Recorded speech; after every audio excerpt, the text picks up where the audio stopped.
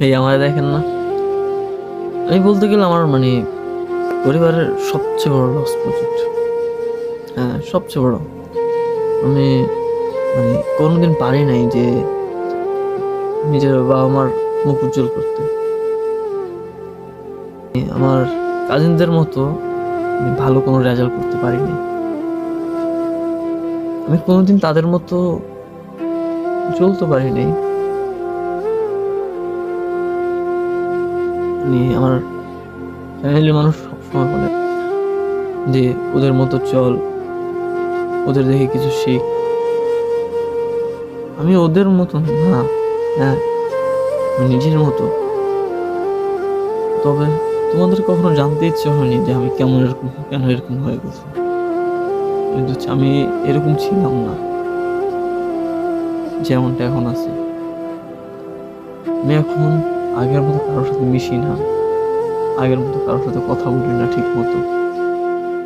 তবে তোমরা সবসময় লোকে কি বলে, লোকে কি চায় এটা নিয়ে পড়ে আছো, বাট কখনো মানে আমি কি চাই বা আমার কি দরকার কখনো জিজ্ঞেস করো না।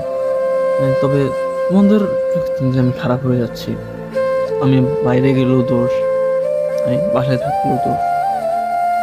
ভাই আমার দুঃখগুলো না মানে কেউ বুঝে না আমার দুঃখগুলো। আসলে সত্যি বলতে আমার কোনো এখন বন্ধু বান্ধব নাই, কারণ বন্ধু বান্ধবের সাথে চলাফেরা করলে খারাপ হয়ে যাবে এই জন্য হয়তো। এটা তোমরাই বলো, এটা আমি বলি না।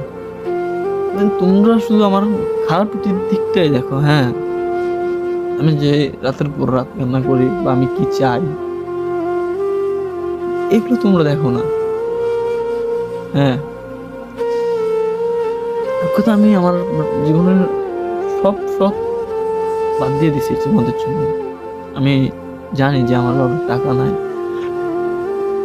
তবুও ছোট ছোট সব কিছু শখ থাকে মানুষের জীবনে,